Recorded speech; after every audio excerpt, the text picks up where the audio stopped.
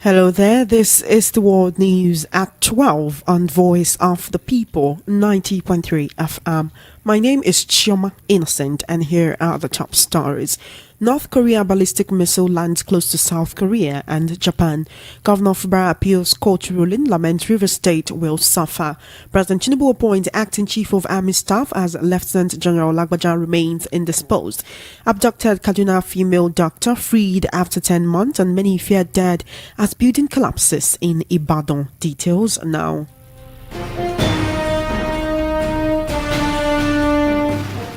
Thank you for staying with us. The World News at 12 begins on the foreign scene where North Korea has fired an intercontinental ballistic missile which flew for 86 minutes, the longest flight recorded yet, before falling into waters off its east coast according to South Korea and Japan. The ICBM was fired at a sharply raised angle and reached as high as 7,000 kilometers. The launch violated the United Nations curbs and came at a time of deteriorating relations between the two Koreas and Pyongyang's increasingly aggressive rhetoric towards Seoul. South Korea had also warned on Wednesday that the North was preparing to fire its ICBM close to the U.S. presidential election on November 5.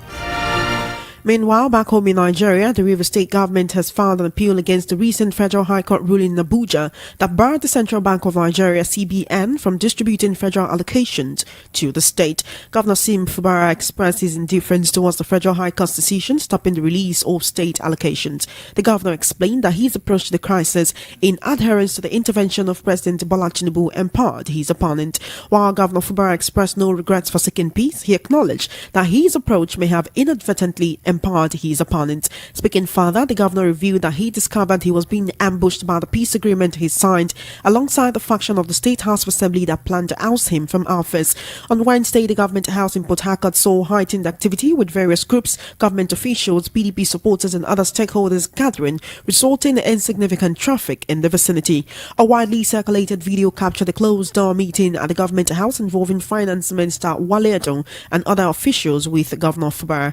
The State Commissioner for Information and Communications, Joseph Johnson, confirmed an appeal has been filed and expressed confidence that the appeal court would overturn the judgment. He stated that signs indicating the likely outcome were clear and they remain calm, having already challenged the Federal High Court's decision.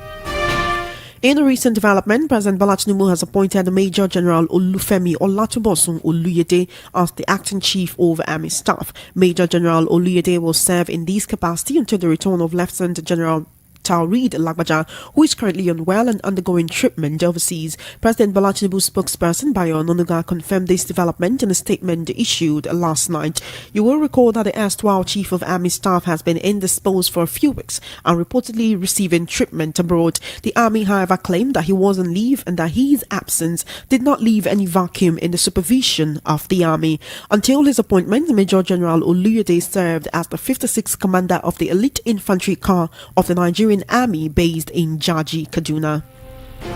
In a joyous development, a resident medical doctor at the National Eye Center in Kaduna State, Dr. Ganiyat Popola, who was kidnapped by bandits in December last year, has finally been released after being held captive for 10 months.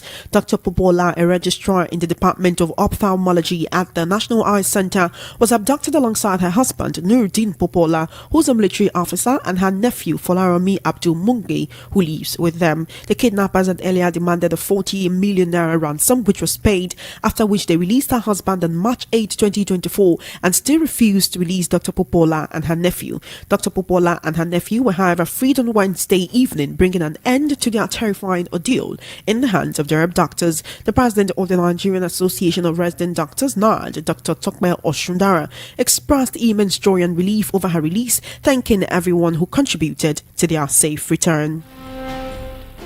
In a tragic development, many people are feared dead in a building collapse at Jegede Olorunshogo in Onuara local government area of Ibadan. At least 7 persons were rescued in the incident that occurred around 2 a.m. this morning.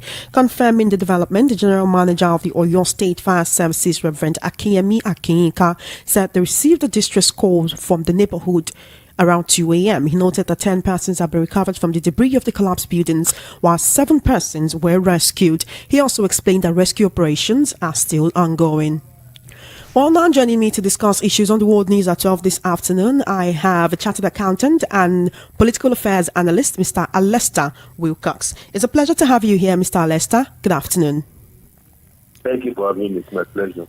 Thank you so much for joining us. Let's start with the debacle going on in Rivers State. We do know that yesterday, Federal High Court in Abuja gave a ruling stopping the federal government and the CBN from distributing federal allocations to Rivers State. The question will actually begin from I want you to remember when Governor Fubara withdrew the petition that was given when INEC was actually supposed to conduct an election to fill the vacant seats left by the defected lawmakers. This followed the 8-point resolution which he signed with the former Governor Wike at the behest of the president.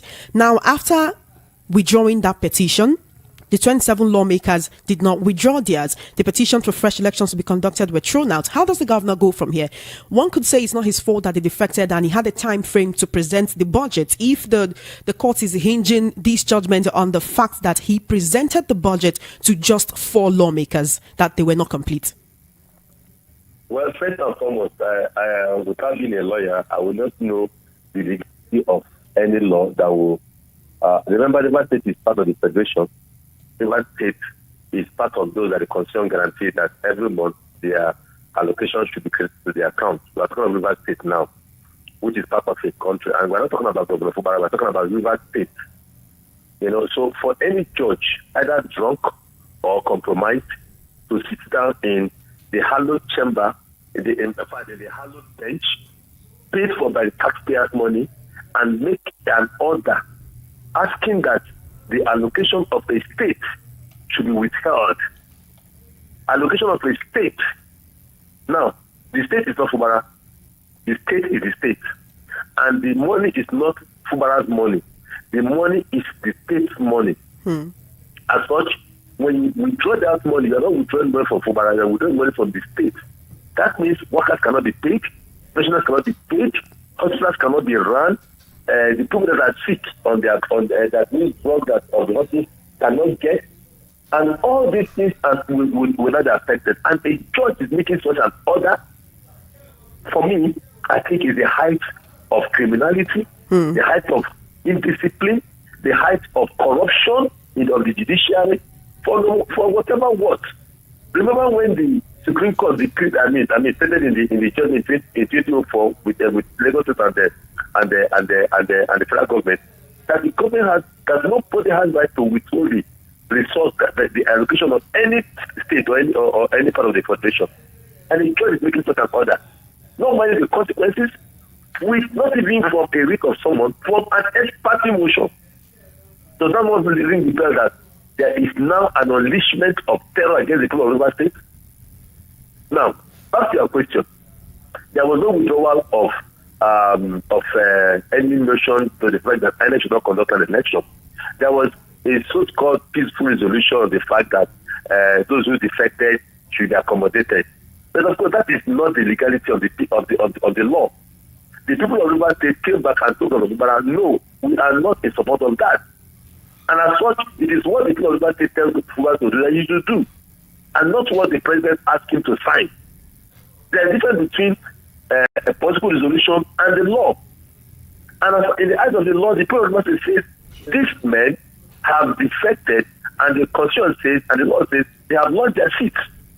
As at the time that budget was presented, there were only 4 members remaining in the House, and the 4 formed the quorum. And the budget was referred to those 4, to those ones, and they passed the budget, and the governor signed the budget into law. So on what grounds is a court, and let's even face it, the issue of their legality is still being contested in the courts. So for you to even accede to the request of persons whose legality is still being in contention, that means the court has taken side.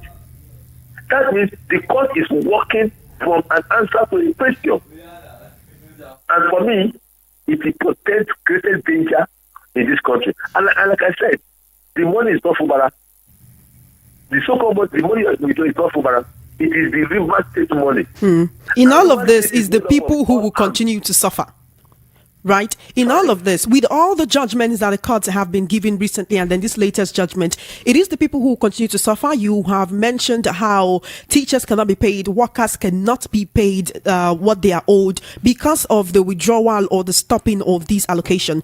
Now, talking about judiciary, knowing that the Nigerian public has lost trust in them, of course, stemming from the 2023 elections, the judiciary still goes ahead to give this kind of judgment, stopping allocations to the state. Is it that the judiciary would rather satisfy the whims of one man, in this case Wike, who so many people have said he has the judiciary in his pocket? Would they rather satisfy him than give a judgment that will stem the tide of progress towards River State, so that the state can actually progress? I do not know what you mean by completing the election.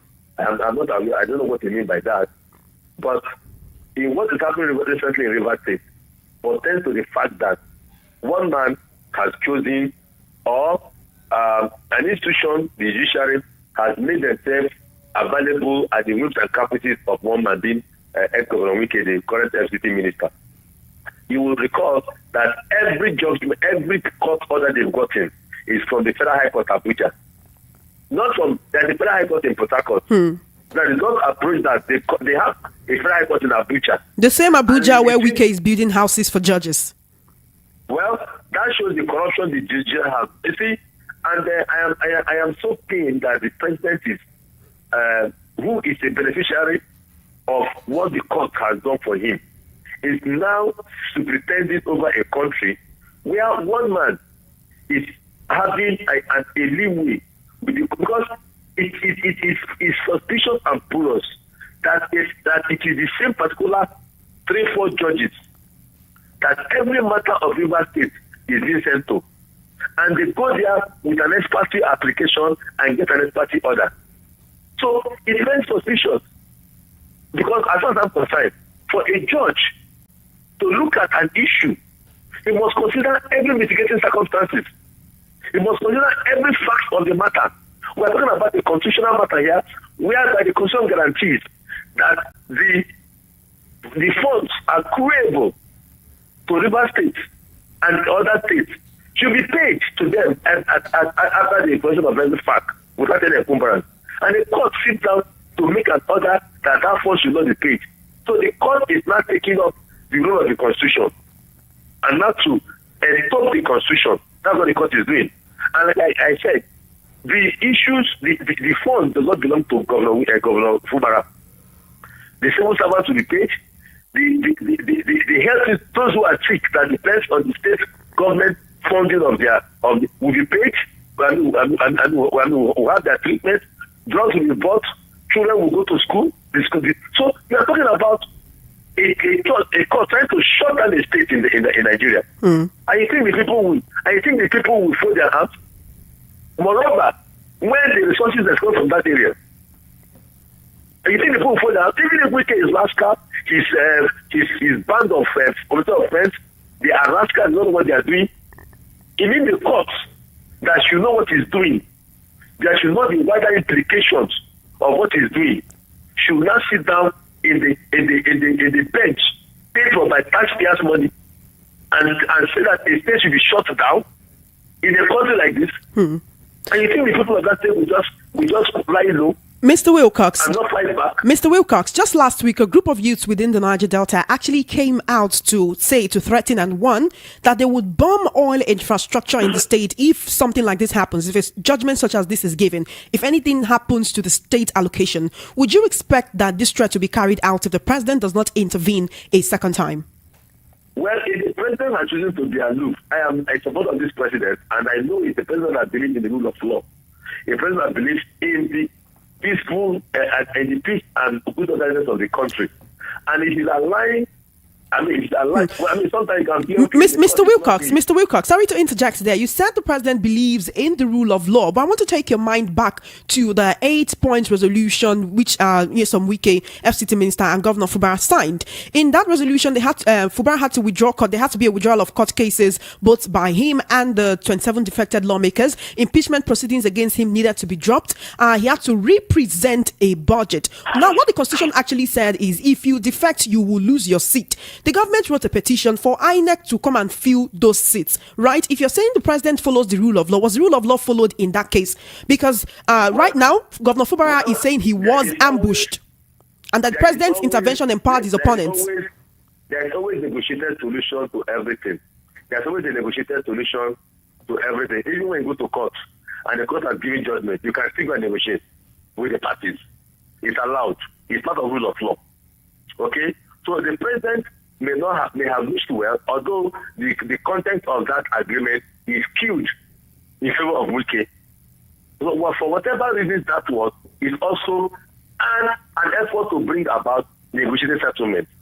But going forward, if that settlement didn't work, then you are not the president is somebody that benefited from the court when I was governor of Lagos State. Remember, the local government fund was seized by passenger. And he went to court and see it to the Supreme Court. And the Supreme Court gave judgment in his favor. And the money that nobody can withhold the allocation, no matter how administrative or political power to withhold the allocation of any withhold the funds of any state or any local government in the country, because it is statutory.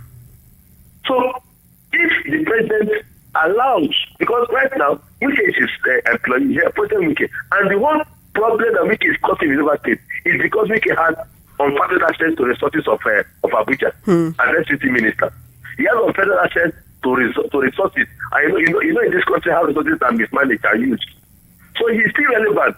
If Wike is an ordinary citizen, will he be doing what he's doing? Absolutely no. But because he finds them relevant, so he can use his clone as his voice to do those things. And if the president that Wike is reporting to will stand and watch what is happening and encourage what is happening, that a state should be shut down. Now, what is wrong in those men if they are truly popular in River State? What is wrong with them? So, okay, fine, let's go for election. Is there anything wrong in that? But you want to maintain a structure because you want to maintain what you don't have and pull the wood over the eyes of Rivers people and continue to perpetrate you are taking out evil of River State, and now you are using the court and the judges that is paid for the taxpayers' money is making themselves available for such unwholesome, ungodly enterprise that you say that a state should be shut down. Workers should not be paid. Hospitals should not run. Other security agencies that depend on allocation from the state should not function. The state should be shut down because you want to stop because you are targeting the governor, and then the state should. If there's a problem, have to assembly. If there's truly a problem, there are mechanisms of solving them. If the government is operating illegally, there are mechanisms of solving it.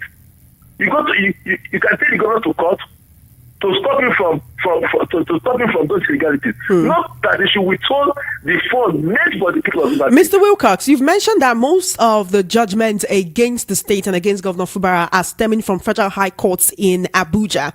About 2 weeks ago, AAC presidential candidate and activist Omoyele Sowore came out to say Wike has judiciary in his pocket. He's called the golden boy of the judiciary. Is this to say that Governor Fubara cannot win via the courts and will continue to be a victim of a compromised judicial institution?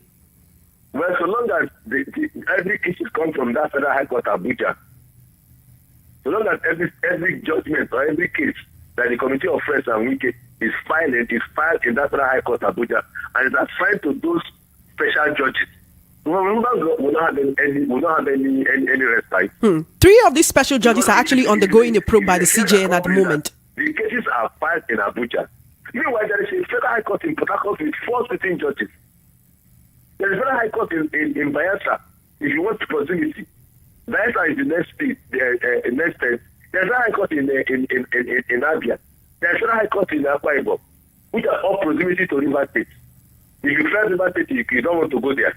So why must it be the federal court Abuja? And why must it be those judges, those same set of judges, that all the matters are sent to? Why? So that means what you already said is that the man has journalists. And see, Nigerians are just keeping quiet. When you allow allow a thing to succeed, a parent to hold sway, you have killed the system. Mr. Wilcox, are Nigerians really keeping quiet? Protesters who came out to demonstrate were charged with treasonable felony. Do you want other people to also hit the streets? How else can Nigerians actually show their displeasure with the things going on? Who was there with treasonable felony? What was the protest? Both the NBAT governance protest and the don't confuse issues. Don't confuse issues. No, please don't confuse issues. Whenever I bring me to your station, don't confuse issues.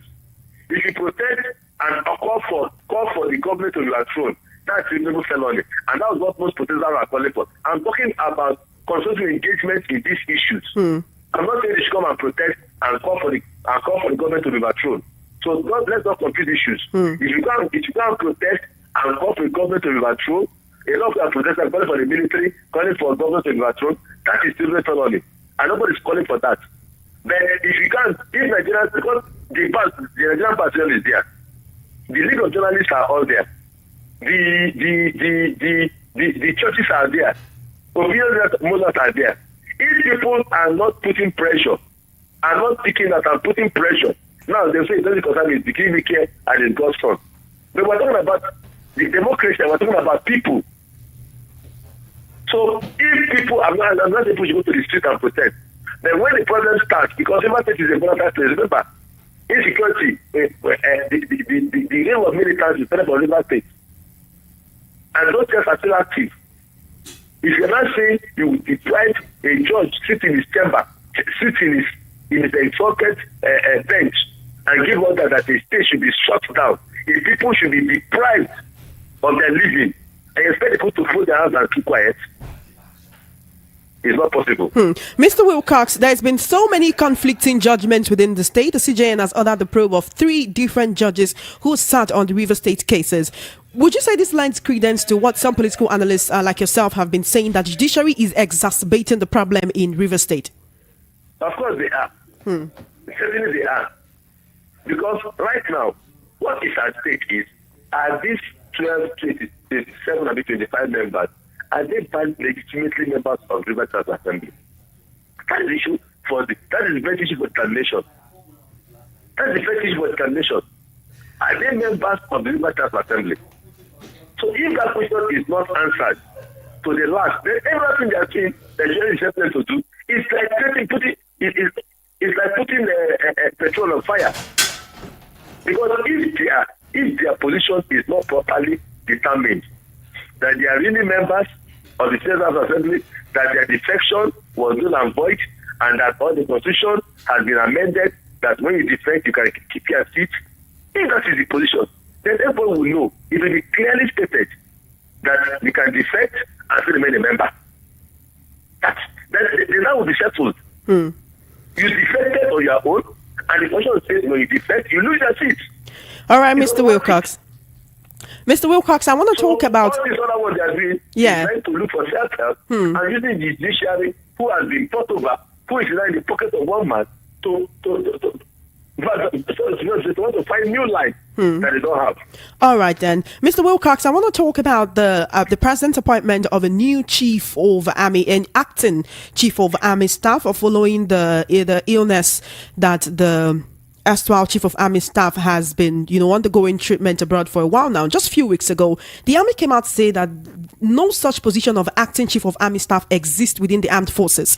Now, we know that in the military, hierarchy is paramount, and of course, the chief of policy reportedly took charge since Lieutenant General Tarid Lagbaja has been away. Although Major General Oluyede is well decorated, why is the president now creating a position that does not exist according to the military, that does not exist within the military? And why is the Army Chief of Policy and Plans, Major General Abdulsalam Ibrahim, not the one in acting capacity, but someone else? That is the president's prerogative. The president has the prerogative to appoint that is his prerogative, and there is no...